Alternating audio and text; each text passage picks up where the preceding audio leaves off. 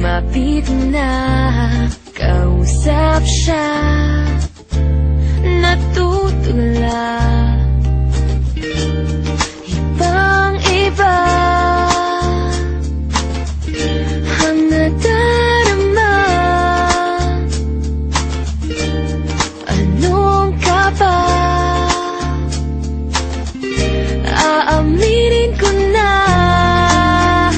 sa'yo na lagi